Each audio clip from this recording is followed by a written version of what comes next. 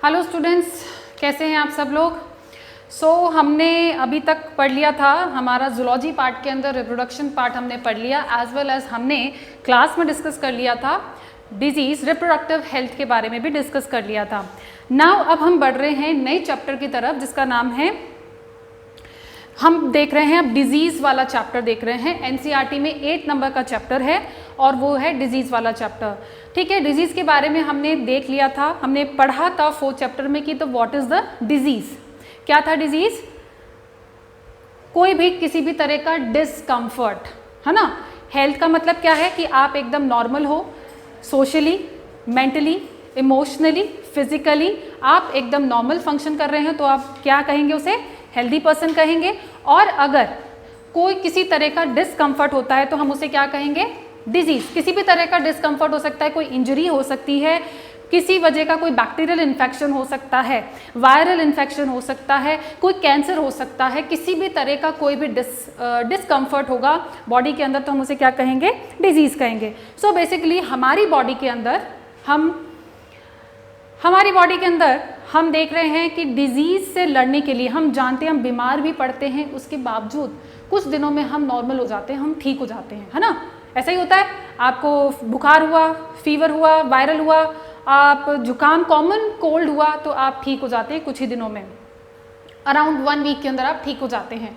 ठीक है, ऐसा क्या होता है कि हम ठीक भी हो जाते हैं? ऐसा इसलिए होता है कि हमारी बॉडी के अंदर एक रेजिस्टेंस सिस्टम भी प्रेजेंट होता है जो कि रेजिस्ट करता है इन डिजीजेस को। ठीक है, उससे हमारी प्रोटेक्ट करता है, उससे हमारी बॉडी को। बेसिकली हम जो पढ़ने वाले हैं डिजीज के अंदर, हम सबसे पहले उठाने वाले हैं immune system.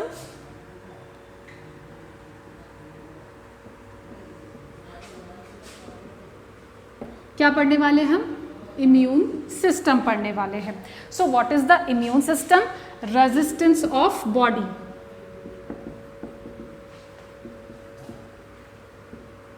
Resistance of body against any pathogen. Okay, against the pathogen or disease. क्या है इम्यून सिस्टम? क्या है? Resistance of body against any pathogen and disease, क्या कहेंगे, इम्यून सिस्टम। ठीक है, अब ये इम्यून सिस्टम बेसिकली कैसे बना है? जैसे कि हम पढ़ते हैं डाइजेस्टिव सिस्टम है, वो कैसे बना है? कुछ ऑर्गन से मिलकर के बना है। ठीक है, एक कैनाल है, उसके कुछ एक्सेसरी ग्लैंड्स है और उसको कलेक्टिवली हम क्या कहते हैं, एक सिस्टम कहते हैं। कोई भी ऑर्गन सिस्टम होता है वो मोर देन वन ऑर्गन से मिलकर के बना होता है, उसको हम कहते हैं सिस्टम, जो कि एक पर्टिकुलर फंक्शन जो है परफॉर्म करता है। जैसे कि डाइजेस्टिव सिस्टम है वो डाइजेशन को परफॉर्म करता है, एज वेल एज उसी तरह से किडनी जो है वो क्या परफॉर्म करता है, एक्सक्रीशन सिस्टम, एक्सक्रीशन को परफॉर्म करता है। ठीक है, उसी तरह से जो इम्यून सिस्टम है, ये इम्यून सिस्टम भी कुछ पर्टिकुलर टाइप के कुछ ऑर्गन्स और कुछ सेल्स से मिलकर के बना है। अब यहाँ पर आगे बढ़ने से पहले हम देख लेते हैं कुछ टर्म्स के बारे में। हम कुछ टर्म्स के बारे में देखेंगे। सबसे पहला एक जो टर्म आता है जो कि हमें एनकाउंटर करेगा आगे चल करके, सबसे पहला टर्म है antigen. Now what is the antigen? आपने कई जगह नाम सुना होगा, है ना, एंटीजन, जिसको हम शॉर्ट में कैसे लिखते हैं, हम आगे जब भी लिखेंगे तो हम कुछ इस तरह से लिखेंगे, antigen. Now what is the antigen? और या फिर हम इसे कहीं पर एग्लूटिनोजन, इसका नाम कहीं पर दिया हुआ होगा, एग्लूटिनोजन। ठीक है, तो ये क्या है? एंटीजन कोई भी फॉरेन पार्टिकल है। एंटीजन क्या है? It is a foreign particle. Foreign particle में कोई भी पैथोजन आ सकता है, कोई भी जो कि आपकी बॉडी से रिलेटेड नहीं हो, दैट इज अ पैथोजन। जो कि बाहर से कहीं आया हो वो क्या है? एक एंटीजन है। एंटीजन हम किसको कह रहे हैं? एक एंटीजन हम कह सकते हैं कोई सब्सटेंस हो सकता है, सब्सटेंस हो सकता है ना, कोई मॉलिक्यूल हो सकता है, कोई सब्सटेंस हो सकता है, या फिर कोई सीक्रेशन ऑफ पैथोजन। सीक्रेशन वो टॉक्सिन भी हो सकता है, कोई सीक्रेशन भी हो सकता है, या फिर पार्टिकल्स ऑफ फ्रेगमेंट्स ऑफ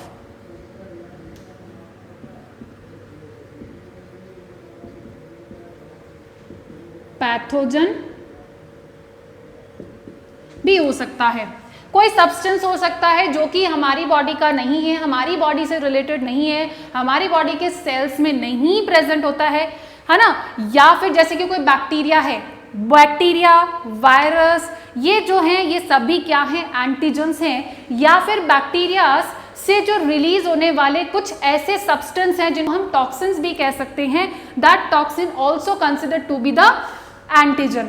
ठीक है, उसी तरह से मान लीजिए कोई पैथोजन है, पैथोजन का कोई फ्रेगमेंट भी होगा, वो भी उसको कैसे कंसिडर किया जाएगा, एज अ एंटीजन।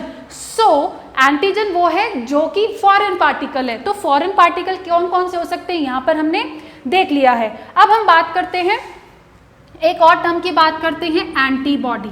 यहाँ पर कुछ टर्म्स हमें आएंगे तो थोड़ा सा हम यहाँ पर ब्रीफ में देख लेते हैं, इनके बारे में हम डिटेल में स्टडी करेंगे। जैसे कि एंटीबॉडी है। एंटीबॉडी क्या है? एंटीबॉडी को हम शॉर्ट में ऐसे लिखेंगे, और एग्लूटिनिन, ठीक है, इसे हम क्या कहते हैं, एग्लूटिनिन भी कहते हैं। ठीक है, अब यहां पर एंटीबॉडी क्या है? This is the glycoprotein. क्या है ये? एक ग्लाइकोप्रोटीन। ग्लाइकोप्रोटीन से क्या मतलब है? ग्लाइको मतलब कि कोई कार्बोहाइड्रेट, प्रोटीन मतलब प्रोटीन। प्रोटीन और कार्बोहाइड्रेट का बना हुआ एक ऐसा सब्सटेंस है जिसको हमने क्या नाम दिया है? एंटीबॉडी नाम दिया है। ये एंटीबॉडीज जो हैं ये इम्यून रिस्पॉन्स, जब भी कोई किसी तरह का कोई पैथोजन अटैक करता है तो उसके रिस्पॉन्स में हमारी बॉडी जो रिस्पॉन्स करती है, हमारी बॉडी जो जवाब देती है, वो जवाब किस फॉर्म में देती है? इस एंटीबॉडी के फॉर्म में देती है। ठीक है, अब यहां पर एक और टर्म देख लेते हैं, एग्लूटिनेशन।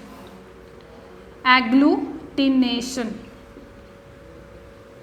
एग्लूटिनेशन क्या है? This agglutination reaction between antigen and antibody.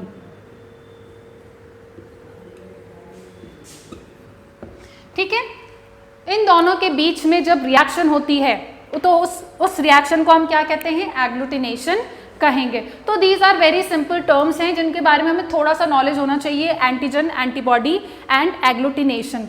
Now यहाँ पर एक और टर्म हम देखेंगे, वो टर्म है इम्यूनोजन। ये सारे टर्म्स हैं जो आपका पाला पड़ेगा जब आप एनसीईआरटी की बुक उठा के देखेंगे। Immunogen, now what is the immunogen? हमने एक नाम बात करी, एंटीजन एंड इम्यूनोजन। इन दोनों में कुछ सिमिलैरिटी है।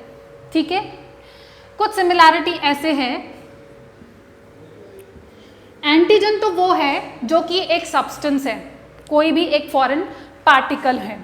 अगर ये एंटीजन आपके इम्यून सिस्टम को स्टिमुलेट कर लेता है, आपके इम्यून सिस्टम को स्टिमुलेट कर दे, उसको जगा दे कि भाई जाग जा, ठीक है, अब तेरा काम स्टार्ट हो गया है, तो उसे हम क्या कहेंगे? इम्यूनोजन कहेंगे। ऐसा एंटीजन जो कि क्या कर रहा है? इम्यून सिस्टम को जगाने का काम कर रहा है, वो तो हम उसे क्या कहेंगे? इम्यूनोजन कहेंगे। कुछ ऐसे एंटीजन्स होते हैं जो कि क्या होते हैं? बहुत स्मॉल होते हैं, तो उनको हमारा जो इम्यून सिस्टम है उसे रिकॉग्नाइज नहीं कर पाता है। इम्यूनोजन वो होते हैं कि जो रिकॉग्नाइज भी करते हैं एज वेल एज उसके अगेंस्ट रिस्पॉन्स भी करते हैं। ठीक है, एंटीजन में तो हम सारे एंटीजन्स की बात करेंगे, जितने भी एंटीजन्स हैं। ठीक है, अब एंटीजन्स का भी एक टाइप है कि एक इम्यूनोजन हम उसे कहेंगे जब वो रिस्पॉन्स कर पा रहा है। आ रही है बात समझ में? तो इसमें बहुत ही स्लाइटली डिफरेंस है कि antigen, what is the antigen and what is the immunogen. Immunogen वो है कि जो इम्यून सिस्टम को जगा दे, रिस्पॉन्स करने के लिए मजबूर कर दे, वो है एंटीजन। अब ये जो एंटीजन की हमने बात करी, ये कोई भी नेचर हो सकता है, जनरली प्रोटीन नेचर्स के होते हैं। ठीक है, एंटीजन प्रोटीन नेचर का भी हो सकता है, किसी भी नेचर का हो सकता है, लेकिन इसका एक मॉलिक्यूलर वेट भी होता है। इसका एक मॉलिक्यूलर वेट होता है, मिनिमम मॉलिक्यूलर वेट बता रही हूं, that is the 8000 to 10,000 Dalton. इसका मॉलिक्यूलर वेट होता है, दैट इज द मिनिमम, क्या है, मिनिमम साइज है किसी एंटीजन का, दैट इज 8000 to 10,000 डाल्टन। ठीक है, और इससे छोटे साइज का कोई एंटीजन होगा, कोई फॉरेन पार्टिकल होगा, तो हम उसे क्या कहेंगे, हम उसे कहेंगे हैप्टेन, हम उसे हैप्टेन्स कहेंगे। क्या कहेंगे, हैप्टेन्स कहेंगे, जिनका साइज लेस देन 8000 को मैं ऐसे लिख सकती हूँ 8K डाल्टन, तो हम उसे क्या कहेंगे, हैप्टेन्स कहेंगे। ये इम्यूनोजेनिसिटी को नहीं शो करते, यानी कि they are not इम्यूनोजेंस, not immunogen. क्या है, ये इम्यूनोजेंस नहीं है, यानी कि हैप्टेन्स अगर हमारी बॉडी में एंटर भी कर जाए तो वो क्या होगा, इम्यून रिस्पॉन्स शो नहीं करेगा। हमारा बॉडी क्यों नहीं करेगा, क्योंकि इसको रिकॉग्नाइज ही नहीं कर पाएगा। इसे रिकॉग्नाइज करने के लिए कोई दिखने लायक भी तो हो। ठीक है, हमें तो चीज़ें दिख जाती हैं, जैसे हम देख पाते हैं कुछ चीज़ों को, कुछ ऐसे अटैकर्स, कुछ पैथोजेंस को हम देख सकते हैं, कोई दुश्मन होगा तो हम देख सकते हैं, लेकिन कोई ऐसा दुश्मन जो कि कोरोना जैसा हो तो हम उसको नहीं देख सकते थे ना। ठीक है, सो यहाँ पर यही है कि हैप्टेन्स जो है उनका साइज कैसा होता है, लेस देन 8000 होता है मॉलिक्यूलर वेट की बात करें तो। ठीक है, अब जैसे अगर आप मेडिसिन लेते हैं तो यहाँ से एक कॉन्सेप्ट निकल के आता है, तो आपने कभी सोचा होगा आप कितनी दवाइयाँ खाते हैं, हम कितने केमिकल्स लेते हैं। आपने कभी सोचा है कि वो भी तो एक तरह का फॉरेन पार्टिकल है कि नहीं है ना। These all are foreign particles, हमारा रोज सामना होता है उन फॉरेन पार्टिकल से, लेकिन हमारा कोई रिस्पॉन्स नहीं करता, कोई रिस्पॉन्स नहीं करता। ठीक है ना, अगर रिस्पॉन्स करते तो हम कुछ खा भी ना पाए, हम किसी से अड़ भी ना पाए। सो ऐसा क्यों होता है, क्योंकि उनका साइज इस साइज से कम होता है, दैट्स वाई इसको रिकॉग्नाइज नहीं कर पाते हमारा इम्यून सिस्टम। सो पैथोजेंस जनरली कैसा, उनका वेट, उनका मॉलिक्यूलर वेट कितना होता है, 8000 से ज़्यादा ही होता है, 8 से 10 के बीच में मिनिमम साइज होता है, इजीली रिकॉग्नाइज कर सकता है। लेस देन 8000 होगा तो इजीली रिकॉग्नाइज नहीं कर पाएगा, लेकिन इसको हम इम्यूनोजन बना सकते हैं। क्या कर सकते हैं, इसको हम इम्यूनोजन बना सकते हैं। इसका क्या मतलब है कि अगर इसके साथ कोई कैरियर प्रोटीन लगा दें, कैरियर प्रोटीन ऐड कर दें, तो ये अब क्या होगा, कैरियर प्रोटीन ऐड कर दें तो अब ये बिहेव करेगा इम्यूनोजन की तरह, यानी कि इसको अगर अब बॉडी में एंटर कराया जाए तो इसके अगेंस्ट हमारा बॉडी रिस्पॉन्स करेगा, हमारा इम्यून सिस्टम क्या करेगा, रिस्पॉन्स करेगा, पहचान लेगा इसको। आ रही बात समझ में। सो हैप्टेन कॉन्सेप्ट समझना जरूरी है कि हैप्टेन्स क्या है, एंटीजन क्या है, एंड दिस इम्यूनोजन क्या है। आ रही बात समझ में। एंटीजन तो हम कलेक्टिवली जितने भी फॉरेन पार्टिकल्स हैं उसको कह रहे हैं, लेकिन अकेला एंटीजन होना भी जरूर, सिर्फ इम्यून सिस्टम रिस्पॉन्स नहीं करेगा सिर्फ एंटीजन होने से, उसके पास प्रॉपर्टी भी होनी चाहिए। एंटीजन के पास क्या प्रॉपर्टी होनी चाहिए, इम्यून सिस्टम को स्टिमुलेट करने की पावर होनी चाहिए। ठीक है, तो पावर उसके पास, तो सबसे पहली पावर हम यहाँ गिनते हैं कि उसका साइज ज़्यादा होना चाहिए, तभी हम उसे पहचान पाएंगे, नहीं तो हम उसे नहीं पहचान पाएंगे। आ रही है बात समझ में। ठीक है, अब यहाँ पर अब हम देखेंगे टाइप्स ऑफ इम्यूनिटी, देखेंगे कि कितने टाइप का इम्यूनिटी। अभी हमने देख लिया कि क्या है इम्यूनिटी, है ना, कि हम इसके अगेंस्ट इम्यून हो चुके हैं। आजकल बड़ी बातें चल रही हैं कि हमारा इम्यून सिस्टम बड़ा स्ट्रांग है। ठीक है, हम बातें चल रही हैं कि इंडिया का इम्यून सिस्टम बड़ा ही स्ट्रांग है। ठीक है, हम इम्यून हो चुके हैं कोरोना के अगेंस्ट, जो पॉजिटिव आ चुके हैं और फिर बाद में नेगेटिव हो चुके हैं, they become immune to the corona. ठीक है, अब वो दोबारा उसके चपेट में नहीं आ सकते हैं। ठीक है, अभी तक तो सुनने में यही आया है कि कोई दोबारा उससे चपेट में नहीं आया है।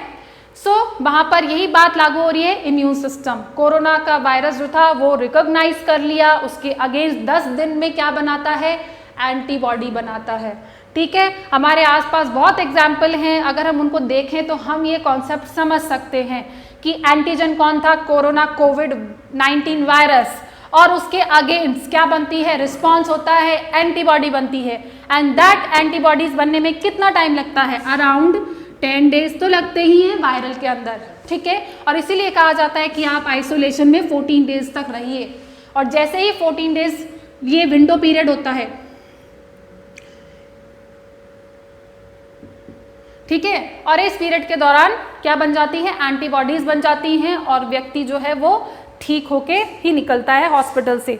सो अब हम देखेंगे क्या, इम्यून सिस्टम के टाइप देखेंगे। सो अल्टीमेटली क्या बन रहा है, एंटीबॉडी बनता है। अब ये देखेंगे एंटीबॉडी कब कब बनता है, कैसे बनता है, ठीक है।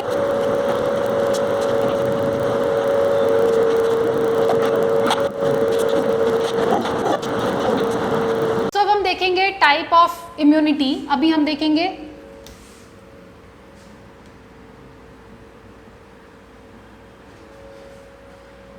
इसके, हम देखेंगे टाइप ऑफ इम्यूनिटी देख रहे हैं, कितने टाइप की इम्यूनिटी होती है, ठीक है। हम पहले एक पूरा फ्लो चार्ट बनाएंगे, ठीक है। सबसे पहली होती है एक्वायर्ड इम्यूनिटी और अडेप्टिव, और you can say the specific. अभी हम इन सब का मतलब समझेंगे इम्यूनिटी।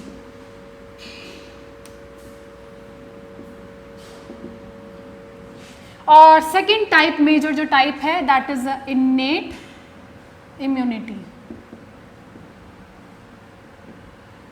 इसे हम कह सकते हैं कंजेनाइटल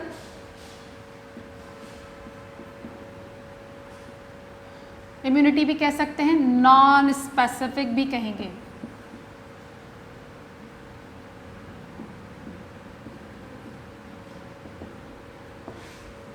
ठीक है, अब देखो इसका क्या मतलब है, एक्वायर्ड एंड अडप्टिव और इन्नेट इम्यूनिटी।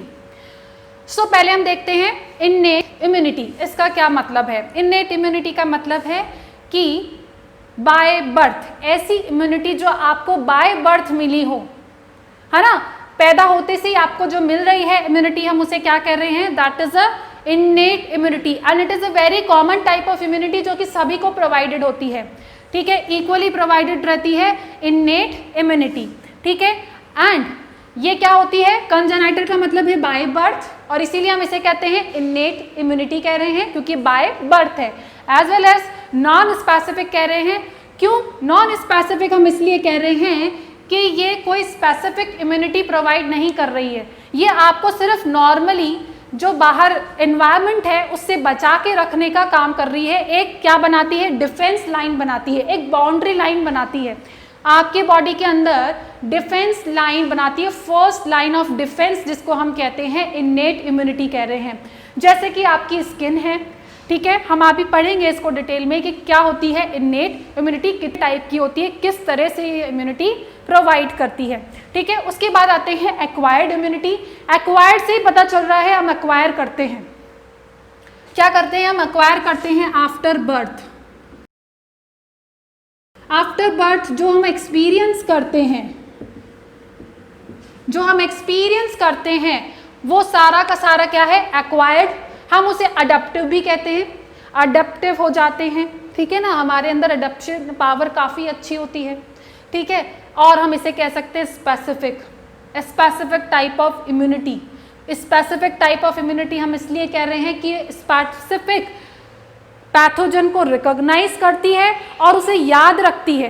क्या करती है, उसे याद रखती है, उसके अगेंस्ट एंटीबॉडी बना करके फिर उसे याद रखती है, और जब कभी दोबारा फिर से कभी इन्फेक्शन हो जाए उसी बैक्टीरिया या वायरस से, तो वो दोबारा उसको पहचान लेती है, फटाक से पहचान लेती है और उसके अगेंस्ट तुरंत रिस्पॉन्स करती है, क्विक एंड रैपिड रिस्पॉन्स करती है, ठीक है। तो हम इसे कहते हैं स्पेसिफिक। हर एंटीजन के लिए अलग टाइप का एंटीबॉडी होता है, एंटीजन अलग, हर एंटीजन के लिए अलग टाइप का इम्यूनिटी रिस्पॉन्स होता है, या हम कहेंगे कि अलग टाइप का एंटीबॉडी बनता है, ठीक है। That's why it is a specific. यहाँ पर नॉन स्पेसिफिक है कि हर एक एंटीजन के लिए, कोई सा भी एंटीजन हो उसके लिए एक ही टाइप का मैकेनिज्म फॉलो होगा। तो दिस इज नॉन स्पेसिफिक और हर बार इसको मेहनत करनी पड़ेगी, हर बार, ठीक है। इसके साथ ऐसा नहीं है एक बार मेहनत कर ली एंटीबॉडी बनाने में, दोबारा वही एंटीजन अटैक करेगा तो एंटीबॉडी की उसको याद है, एक है ना, बॉडी को याद है कि ये वाला एंटीजन पहले आ चुका है और जैसे ही दिखता है उसको मार गिराता है, ठीक है। सो ये है एक्वायर्ड, और ये जैसे जैसे हम एक्सपीरियंस करते हैं वैसे वैसे ये इम्यूनिटी गेन होती है, गेन कर रहे हैं, दैट मीन्स हम एक्वायर कर रहे हैं। अभी तक जैसे स्मॉल पॉक्स है, कहा जाता है कि स्मॉल पॉक्स अगर एक बार लाइफ में हो जाए तो दोबारा नहीं होगा, ऐसा ही होता है कि स्मॉल पॉक्स जो है एक बार हो जाए तो दोबारा नहीं होता है, ठीक है। यहाँ पर जो आफ्टर द बर्थ एक्सपीरियंस हम करते हैं बाय द पैथोजन और बाय द इम्यूनोजन, अभी हम देखेंगे इन सबको। उसके बाद एक्वायर्ड इम्यूनिटी जो है, वो एक्वायर्ड इम्यूनिटी भी अगेन 2 कैटेगरीज में हम इसे क्लासीफाई कर सकते हैं। The first one is active and the second is the passive. आ रही बात समझ में? एक्टिव को भी हमने 2 कैटेगरीज में डिवाइड किया है, नेचुरल और एक आर्टिफिशियल के अंदर। इसे भी नेचुरल एंड आर्टिफिशियल में क्या किया है, क्या डिवाइड किया है। नाउ यहाँ पर क्या मतलब है, एक्टिव और पैसिव हमें समझना है। नेचुरल आर्टिफिशियल तो दोनों में सेम ही कॉन्सेप्ट लगेगा, हमें सिर्फ ये समझना है कि एक्टिव क्या है और पैसिव क्या है। एक्टिव में हम ब्रीफली अभी हम समझेंगे, फिर हम आगे इसको डिटेल में देखेंगे। तो एक्टिव क्या है, यहाँ पर डायरेक्टली किसी पैथोजन से जब डायरेक्टली कोई पैथोजन एंटर करता है और उसके अगेंस्ट जब रिस्पॉन्स होता है तो उसमें एंटीबॉडी बनती है, ठीक है, उसे हम कह रहे हैं एक्टिव रिस्पॉन्स कह रहे हैं, ठीक है। यहाँ पर क्या हो रहा है, पैसिवली क्या हो रहा है कि यहाँ पर कोई एंटीजन से हमने इसको, है ना, यहाँ पर कोई एनकाउंटर नहीं हुआ है एंटीजन के साथ, ठीक है, डायरेक्टली एंटीबॉडी हमने इंट्रोड्यूस्ड कर दी बॉडी के अंदर, डायरेक्टली एंटीबॉडी इंट्रोड्यूस कर दी। इसका सबसे अच्छा एग्जाम्पल, अब वो तरीका नेचुरल भी हो सकता है, आर्टिफिशियल भी हो सकता है ना। अब एंटीजन, अभी एंटीबॉडी हमने कैसे भी इंट्रोड्यूस करी, एंटीबॉडी हम उसको नेचुरल वे में भी दे सकते हैं और आर्टिफिशियल भी दे सकते हैं, एज वेल एज एक्टिव के अंदर, यानी कि इसका जो इन पैथोजन के साथ जो उसका इंटरेक्शन है वो आर्टिफिशियल भी हो सकता है, नेचुरल भी हो सकता है। इसका सबसे अच्छा एग्जाम्पल हम यही देख लेते हैं ताकि हमें यही चीज़ें क्लियर हो जाए कि नेचुरल में जैसे कि आपको मान लीजिए कॉमन कोल्ड हो गया या फिर स्मॉल पॉक्स हो गया, मेरे ख्याल से वो स्मॉल पॉक्स तो सभी को ही हुआ होगा बचपन में, माता, छोटी माता, बड़ी माता, नहीं हुआ, चलो कभी होगा ना, अभी तक नहीं हुआ है, ठीक है। आजकल तो उसके टीके लग जाते हैं, आजकल इसके तो वैक्सीनेशन होता है, ठीक है, लेकिन कई बार आज भी कईयों को होता है वैक्सीनेशन, कई बार नहीं लगवाते हैं तो ये छूट जाता है, इसके लिए तो ये हो जाता है, ठीक है, और कई बार हो भी जाता है, कई बार वैक्सीनेशन के बाद भी हो जाता है, ठीक है। अब ये तो था नेचुरल तरीका, है ना। एक आर्टिफिशियल तरीका ये है कि हम पोलियो का क्या करते हैं, वैक्सीन देते हैं, क्या देते हैं, वैक्सीन देते हैं। हमारे यहाँ जो भी वैक्सीनेशन होती है वो क्या है, आर्टिफिशियल टाइप का एक्टिव इम्यूनिटी प्रोवाइड करने के लिए होता है। उसमें क्या, वैक्सीनेशन का क्या पर्पस है, वैक्सीनेशन का पर्पस ये होता है कि वो नेचुरली हम तो उसको क्या देते हैं, एंटीजन देते हैं। हम बेसिकली वैक्सीनेशन में क्या कर रहे हैं, हम उसको एंटीजन दे रहे हैं आर्टिफिशियली, हम खुद एंटीजन बना के दे रहे हैं आर्टिफिशियली, और हमारा बॉडी उसको रिकॉग्नाइज करता है नेचुरली, उसे रिकॉग्नाइज करके फिर एंटीबॉडी बनाता है, ठीक है। तो वो क्या हो गया, आर्टिफिशियल। तो बेसिकली वैक्सीन के अंदर क्या होता है, जैसे हम पोलियो का वैक्सीन देते हैं तो उसमें क्या होता है, कई बार छोटे बच्चों को देखा होगा जब पोलियो का वैक्सीन देते हैं या फिर इंजेक्शंस भी जो बच्चों को लगते हैं तो वो बीमार हो जाते हैं, उनको फीवर आ जाता है, बच्चा रोता है, परेशान होता है और डॉक्टर कहता है कि इसको बुखार आएगा। इसका मतलब है कि that is a good sign कि आपका बॉडी, बच्चे का बॉडी रिस्पॉन्स कर रहा है, रिस्पॉन्स कर रहा है, दैट मीन्स उसके अगेंस्ट वो एंटीबॉडी बना रहा है ना। अब वो एंटीबॉडी जब बनेगी तो वो उसको याद भी रखेगा कि हाँ मैंने एंटीबॉडी बना रखी मैंने इसको पहचान लिया, दोबारा आएगा तो मैं फिर पहचान लूँगा। नो, कोई साइड इफेक्ट नहीं होता वैक्सीनेशन। क्यों हम क्यों अभी इंतजार कर रहे हैं कि वैक्सीन आ जाए तो कुछ भला हो जाए? एंटीजन देते हैं, लेकिन कई बार हम उसको क्या कहते हैं, उसे इनएक्टिव करके देते हैं। उसे जो उसके अंदर जो डिस्ट्रॉइंग पार्ट होता है हम उसे निकाल देते हैं, वो पार्ट जो हमारे लिए हार्मफुल होता है हम उसे निकाल देते हैं। या फिर हम क्या करते हैं कि जैसे कि कुछ वायरस के टॉक्सिन, जैसे कुछ बैक्टीरिया के कुछ टॉक्सिन्स हैं, तो हम उसको इनएक्टिव करके फिर हम उसे इंट्रोड्यूस करते हैं। ठीक है, उसी तरह से जैसे पोलियो के अंदर भी क्या किया जाता है, उस वायरस को डेड कर देते हैं। डेड वायरस भी क्या होगा, उसे एंटीजन ही समझेगा वो, और वो समझेगा किसका है, तो मरने के बाद तो रहेगा तो वही है ना, रहेगा तो वही एंटीजन, रहेगा तो वो बोलिए कहीं। आ रही बात समझ में? तो यहाँ पर उसको हम आर्टिफिशियली हम उसे डेड करके देते हैं, जिससे कि बच्चा 10 दिन के अंदर, 5 दिन, 10 दिन के अंदर क्या हो जाता है ना, उसके अगेंस्ट हमारी एंटीबॉडीज बनने लग जाती है। और कहा जाता है कि जितनी बार भी पोलियो की वैक्सीन दे दो उतना अच्छा है। ठीक है, हो सकता है पहली बार में इतना बूस्ट इतना नहीं हुआ हो। बच्चा जब पैदा होता है ना, उसी समय डिलीवर होते ही 0 आवर के अंदर ही उसको एक डोज दे दी जाती है पोलियो वैक्सीन की। ये सभी हॉस्पिटल्स में ऐसा होता है। ठीक है, इसे हम कह रहे हैं आर्टिफिशियली जो हम उसको इंट्रोड्यूस करा रहे हैं एंटीजन से, और नेचुरली। तो इसमें तो कोई है ही नहीं कंफ्यूजन। ठीक है, हमें तो ये समझना है एक्टिव और पैसिव क्या होता है। अब पैसिव में क्या हो रहा है कि पैसिव में हमने उसको डायरेक्टली एंटीबॉडी इंट्रोड्यूस करा रही।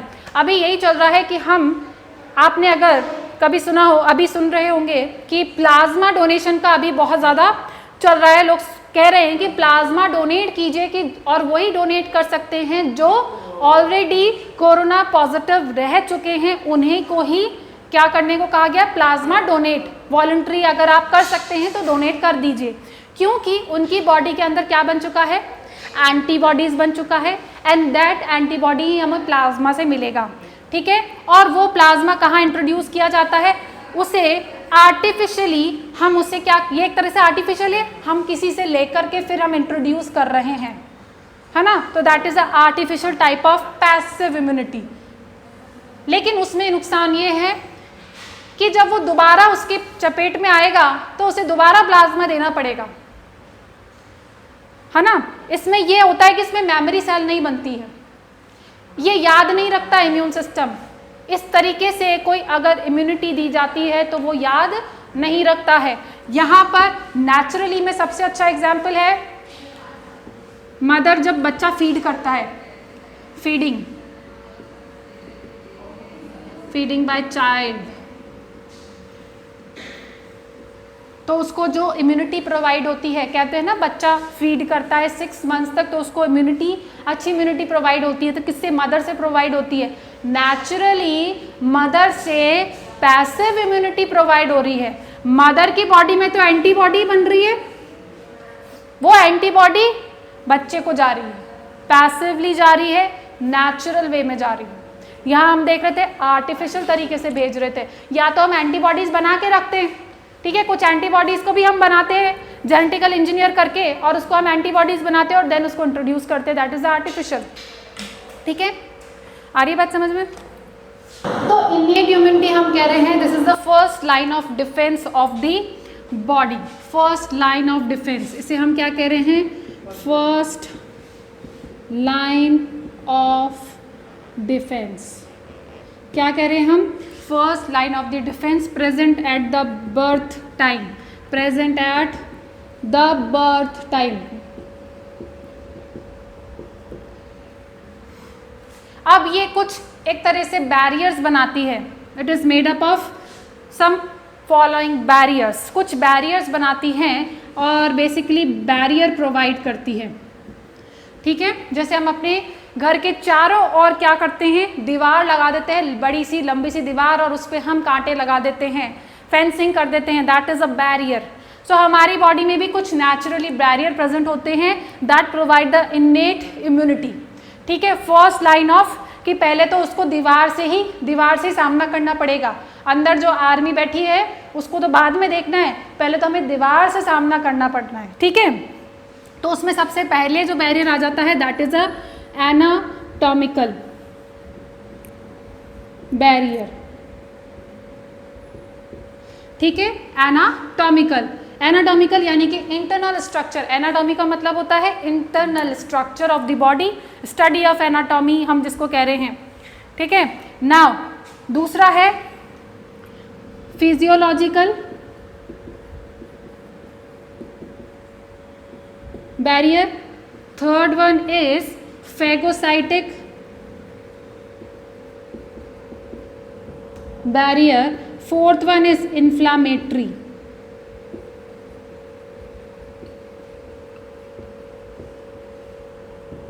बैरियर, ठीक है।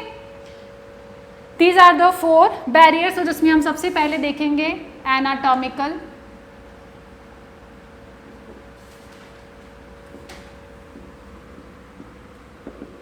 बैरियर देखेंगे। एनाटॉमिकल बैरियर का मतलब है, इसमें हम सबसे पहले उठाएंगे स्किन। स्किन जो है फर्स्ट लाइन ऑफ बैरियर है, हमारी बॉडी की जो आउटर कवरिंग है that is a skin. Skin जो क्या है, first line of defence mechanism है, प्रोवाइड करता है। बेसिकली स्किन का जो सबसे आउटर कवरिंग होती है, आउटर कवरिंग जो होती है वो डेड होती है, डेड स्किन होती है, डेड होती है। और वो कौन सी होती है, स्ट्रैटम कॉर्नियम, स्ट्रैटम कॉर्नियम, ठीक है। 11th में पढ़ा होगा टिश्यू में आपने, है ना। स्ट्रैटम कॉर्नियम जो सबसे आउटर लेयर होती है वो कैसी होती है, डेड होती है, जो कि बैरियर का काम करती है। डेड होती है तो उसमें कोई सा भी बैक्टीरिया, ना तो कोई ऑयल ना ही कोई वाटर अंदर एंटर कर सकता है जब तक कि वो इंजर्ड ना हो, ठीक है। जब तक कि वो पार्ट इंटरनल साइड एक्सपोज्ड ना हो, ठीक है, तब तक कोई भी मटीरियल, सब्सटेंस, कोई पैथोजन जो है वो एंटर नहीं कर सकता है। That is called the skin, ठीक है। The second is the mucosal surface,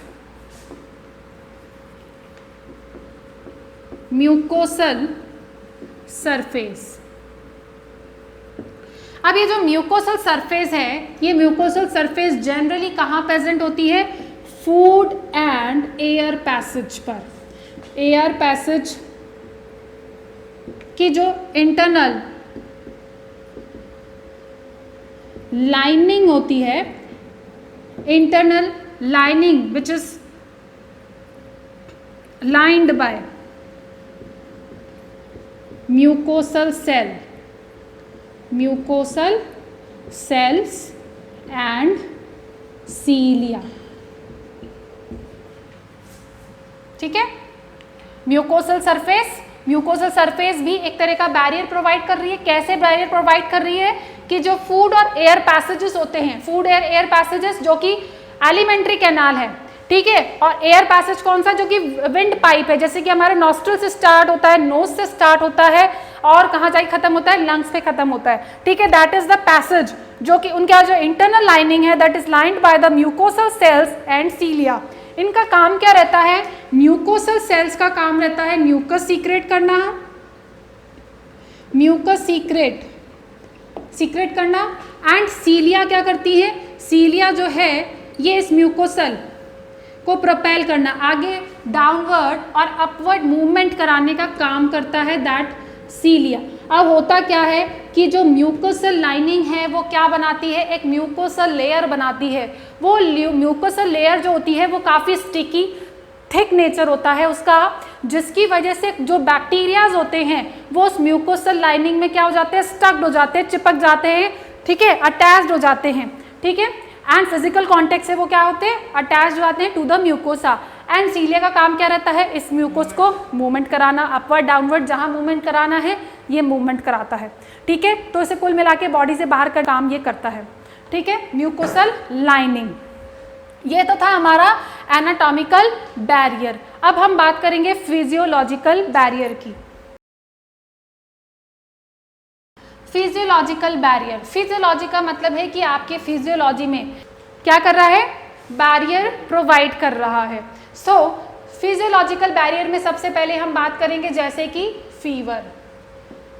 physiology में कुछ चेंज होता है बॉडी की और जिसकी वजह से वो क्या करता है, एक तरह का बैरियर ही प्रोवाइड कर रहा है। सो कैसे बना रहा है फीवर, एक बैरियर कैसे बना रहा होगा? हमने देखा है कि हमें जब भी कुछ बीमार होते हैं तो सबसे पहला सिम्टम होता है जनरली फीवर होता है ना? ये क्या कर सकता है फीवर, ऐसा क्यों होता है?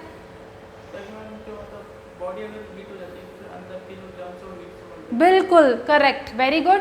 जो फीवर है, हाई टेम्परेचर होने पर कुछ माइक्रोब्स जो हैं वो क्या हो जाते हैं, डिजनरेट हो जाते हैं, डिस्ट्रॉय हो जाते हैं due to the high temperature. ठीक है, अब जैसे कि पीएच है, पीएच बिल्कुल, जैसे स्टमक में हम जानते हैं स्टमक है, वेजाइना जो है वहाँ पर मीडियम कैसा होता है, एसिडिक होता है। तो वहाँ पर जैसे स्टमक के अंदर हम फूड लेते हैं, तो फूड जब एंटर करता है स्टमक में तो उसके साथ जो बैक्टीरिया होंगे वो बैक्टीरिया एसिडिक मीडियम में क्या हो जाएंगे, डिस्ट्रॉय हो जाएंगे। As well as vaginal area जो कि वो भी वहाँ पर पीएच क्या रहता है, एसिडिक रहता है, वहाँ पे जो भी बैक्टीरिया होंगे वो भी क्या हो जाते हैं, डिस्ट्रॉय हो जाते हैं पीएच की वजह से। उसके बाद अगर हम देखें कुछ बॉडीज जो हैं कुछ ऐसे सीक्रेशंस करती है जैसे कि इंटरल्यूकिन एंड साइटोकाइनिन। ठीक है, ये क्या है, प्रोटीन नेचर है,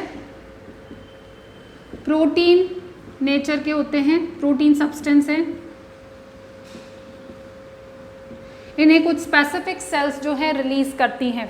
ठीक है, जो इम्यून सेल्स होती हैं बॉडी के अंदर, हमने देखा है WBC जो होती है वो सोल्जर्स होती हैं of the body, and WBC के बहुत सारे टाइप्स होते हैं। उनमें से कुछ एक टाइप्स जो हैं वो कि इंटरल्यूकिन एंड साइटोकाइनिन जो एक तरह के केमिकल्स हैं वो रिलीज करते हैं, एंड दैट ये क्या करते हैं, स्टिमुलेट करते हैं।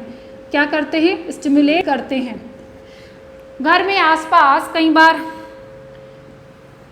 कोई लड़ाई हो रही होती है तो या फिर कोई मुसीबत आ गई होती है तो कुछ लोग हमारी मदद करने के लिए आ जाते हैं। सो ये बेसिकली कुछ इसी तरह से हेल्प करता है इम्यून सिस्टम को बूस्ट करने के लिए, ठीक है, उसको और भी ज़्यादा रैपिड करने के लिए। सो ये है फिजियोलॉजिकल बैरियर्स। नाउ अब हम पढ़ेंगे फैगोसाइटिक बैरियर पढ़ेंगे।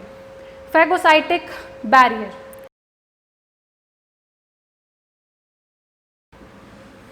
ठीक है, phagocytic barrier. Now what is the phagocytosis? Phagocytic barrier क्या है?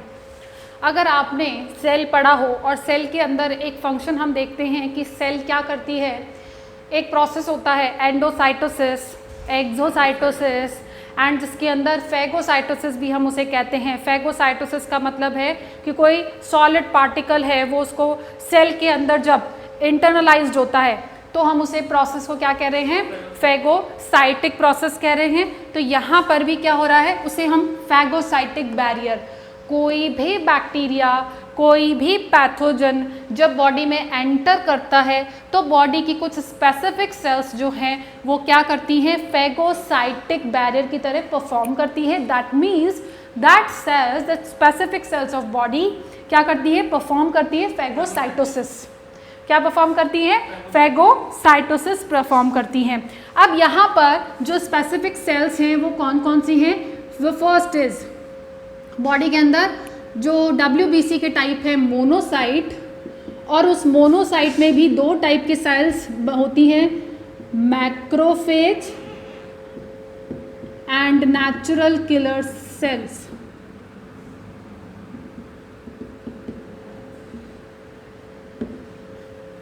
And neutrophils. ये क्या करती हैं, ये फैगोसाइटिक बैरियर बनाती हैं, ठीक है, फैगोसाइटोसिस प्रोसेस करती हैं। सबसे पहले हम देखेंगे मैक्रोफेज देखेंगे हम सबसे पहले कि मैक्रोफेज क्या करता है। मैक्रोफेज जो होती है cells, it is a part of immune cells present in blood plasma में प्रेजेंट होती हैं। जैसे हमने पढ़ा था RBC, WBC का पार्ट है, that is a macrophage. And macro का मतलब हमें पता चल रहा है, मैक्रो मतलब बड़ी, it is a large cell. Cell का साइज कैसा होता है, लार्ज। मैक्रो नाम से पता चल रहा है। फेज यानी कि फैगोसाइटोटिक बिहेव करती है ना, तो हमें नाम से ही पता चल रहा है उसका फंक्शन क्या हो सकता है। इर्रेगुलर शेप होता है, कोई स्पेसिफिक शेप नहीं है, इर्रेगुलर शेप इसका होता है, ठीक है। अब यहाँ पर ये जो फैगोसाइटोसिस करती है, हमें उसके कुछ स्टेप्स देखने हैं कि ये कैसे फैगोसाइटोसिस करती है। द फर्स्ट स्टेप है वैसोडायलेशन।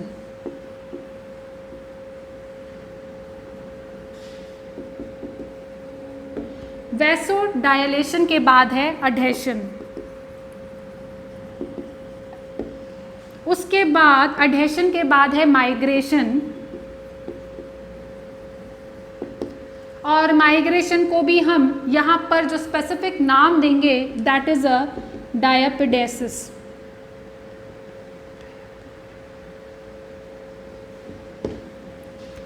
डायापिडेसिस नाम यहाँ पर कई बार ये टर्म पूछ लिया जाता है, this is very important term, ठीक है, डायापिडेसिस फैगोसाइटोटिक के अंदर, ठीक है। And then attachment,